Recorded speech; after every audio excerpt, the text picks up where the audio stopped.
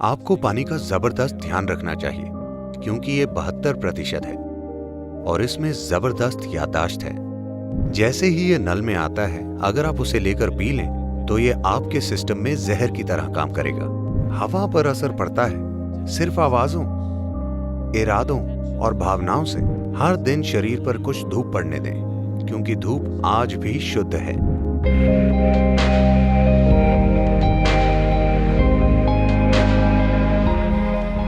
प्रणाम सद्गुरु। मैंने आपको कहते सुना है कि शरीर का 70% पानी है और अगर हम ऊर्जावान पानी पिएं तो हम शरीर और मन पर पकड़ बना सकते हैं। क्या ये हमारे द्वारा ली गई हवा और भोजन के मामले में भी सच है? क्योंकि शहरों में हमें प्रदूषित हवा में रहना पड़ता है और हमारी कंपनियों में एयर कंडीशन कमरे होते हैं। तो क्या आप भूत शुद्धि प्रक्रिया को विस्तार से समझा सकते हैं? अगर आप अपनी कंपनी को कहें कि मैं एयर कंडीशनर के बिना काम करने के लिए तैयार हूं तो वो बहुत खुश होंगे। इससे उनका बहुत पैसा बचेगा, है ना? और ये आपके लिए कई तरीकों से अच्छा होगा, लेकिन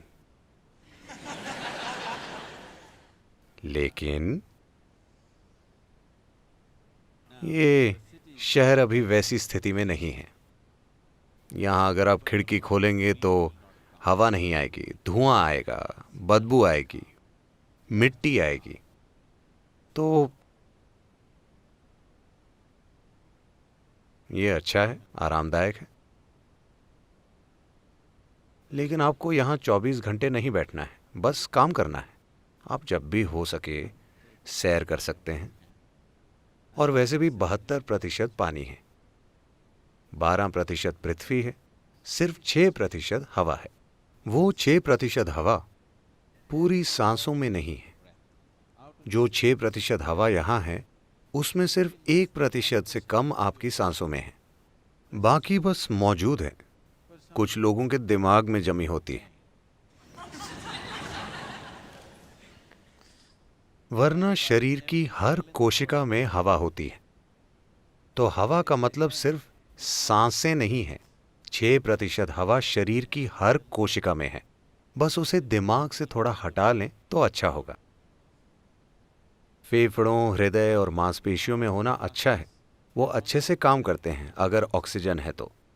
अगर ऑक्सीजन की कमी हो तो मांसपेशियां सख्त हो जाती क्योंकि इन्हें हवा की ज़रूरत है, वरना ये काम नहीं करेंगी। तो पानी 72% है। So maximum care should be taken about the water because it's 72%. इसीलिए सबसे ज़्यादा ध्यान पानी का रखना चाहिए क्योंकि ये 72% है। अगर आप परीक्षा देने जाते हैं, मान लीजिए आप भौतिकी की परीक्षा देने जाते हैं, आपको पानी, पृथ्वी वगैरह पढ़ना है, लेकिन सिर्फ पानी के विषय के लिए 72 मार्क हैं, तो आप स्वाभाविक रूप से उसे पढ़ने के लिए ज़्यादा समय देंगे, है ना? पानी को पढ़ेंगे, हाँ या ना? हवा सिर्फ 6% है, आप शायद ना पढ़ें क्योंकि आप 94 पाकर खुश हैं। पानी आपको पढ़ना चाहिए क्योंकि ये 72% है। आपको पानी का ज़बरदस्त ध्यान रखना चाहिए क्योंकि ये 72% है और इसमें ज़बरदस्त याददाश्त है। अगर मैं इसे खोलूं या बिना खोले भी अगर इससे कुछ कहूं तो ये याद रखता है। इस दिशा में कई प्रयोग हो चुके हैं। तो अगर आप इस पानी को इसके स्रोत से लें और अपने घर तक पंप करें, मान लीजिए ये 50 मोड़ों से गुजरा और इसे बलपूर्वक पंप किया गया एक निश्चित ताकत लगाकर, जो स्वाभाविक रूप से होता है, और आप 12वीं मंजिल पर रहते हैं तो और जोर लगाया गया। कहा जाता है कि अगर ये 50 मोड़ों से गुजरता है तो 60% पानी जहर बन गया है। जैसे ही ये नल में आता है, अगर आप उसे लेकर पी लें तो ये जहर की तरह काम करेगा आपके सिस्टम में। अगर आप इसे लेकर कुछ देर पकड़ें तो ये फिर से ठीक हो जाएगा, क्योंकि जहर रासायनिक नहीं है, ये आणविक है। अणुओं में बदलाव होते हैं, कोई रासायनिक बदलाव नहीं होते। इसीलिए पारंपरिक रूप से आपकी दादी ने हमेशा कहा था कि हमेशा पानी को भरो और पूरी रात घर पर रखो, एक साफ बर्तन में जिस पर विभूति और कुमकुम लगा हो और एक फूल रखा हो। हाँ या ना? पारंपरिक घरों में कल सुबह ही उसे पिएं। जैसे ही वो आपके घर पर आता है उसे ना पिएं, क्योंकि इसमें हर तरह की यादें होती हैं। बहुत ज्यादा पारंपरिक घरों में लोग हर दिन पानी के बर्तन की पूजा करते हैं। हाँ, और पानी के आते ही उसे कभी ना पिएं, उसे रखें, उसे काफी समय दें ताकि वो खुद को ठीक करे, इकट्ठी की गई बकवास को छोड़ दे, ताकि वो आपके पीने के लिए ठीक हो। पानी का आपको ध्यान रखना चाहिए, क्योंकि ये 72% है। ये फर्स्ट क्लास है, पासिंग मार्क से ज्यादा। अगली चीज है भोजन, क्योंकि ये पृथ्वी है। 12%, ये भी काफी है ना? तो आप में भोजन कैसे जाता है, किसके हाथों से आपके पास आता है, आप उसे कैसे खाते हैं, आप उसे कैसे जुड़ते हैं, ये सभी चीजें महत्वपूर्ण हैं। अगली है हवा, 6%। इस 6% में सिर्फ 1% या उससे कम सांसें हैं, बाकी कई अलग अलग तरीकों से होती है। और ये महत्वपूर्ण है, विशेष रूप से अगर आपके बच्चे हैं तो कम से कम महीने में एक बार उन्हें कहीं बाहर ले जाएं, फालतू सिनेमा में नहीं। वहां हर किसी की बकवास हवा में सांस लेनी पड़ेगी।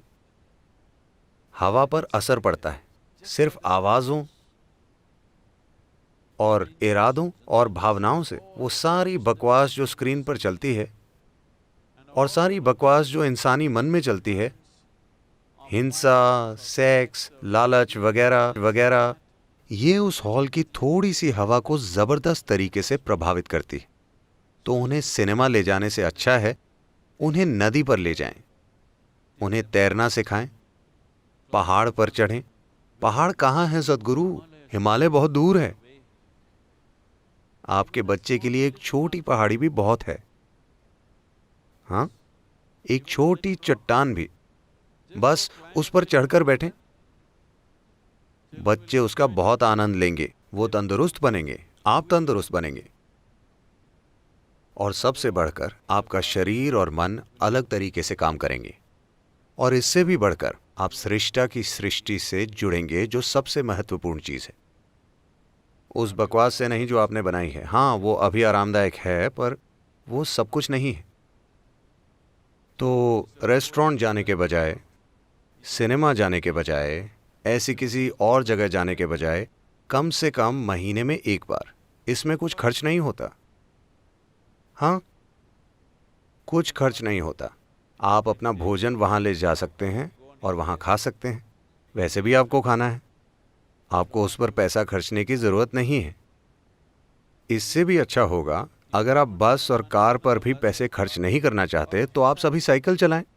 बस हैदराबाद से 3 या 5 किलोमीटर दूर एक पहाड़ पर बैठें, वहां पर समय बिताएं, सूरज को महसूस करें। ये बहुत जरूरी है, आपको कुछ धूप, हवा और अच्छा पानी मिले। Come back, you are doing Bhuta Shuddhi. ऐसा करके आप भूत शुद्धि कर रहे हैं, एक बहुत ही प्राकृतिक तरीके से। ये परम भूत शुद्धि नहीं है, लेकिन आप कुछ भूत शुद्धि कर रहे हैं। मैं यही कह रहा था, अगर आप भोजन, पानी का ध्यान रखें। हवा हमेशा आपके नियंत्रण में नहीं होती, क्योंकि आप शहर में रहते हैं। पानी और भोजन का आप ध्यान रख सकते हैं, और आपके अंदर किस तरह की अग्नि जलती है उसका भी आप ध्यान रख सकते हैं। धूप शुद्ध नहीं हुई है ना? रोज कुछ देर धूप में रहें प्लीज। हर दिन शरीर पर कुछ धूप पड़ने दें, क्योंकि धूप आज भी शुद्ध है ना? सौभाग्य से उसे कोई भी दूषित नहीं कर सकता। और आपके अंदर किस तरह की अग्नि जलती है? क्या ये लालच की अग्नि है, नफरत की अग्नि है, नाराजगी की अग्नि है, क्रोध की अग्नि है, प्रेम की अग्नि है, करुणा की अग्नि है? आपके भीतर कैसी अग्नि जलती है? आप उसका ध्यान रखिए, फिर आप अपनी भौतिक और मानसिक खुशहाली की चिंता मत कीजिए, उसका ध्यान रखा जाएगा।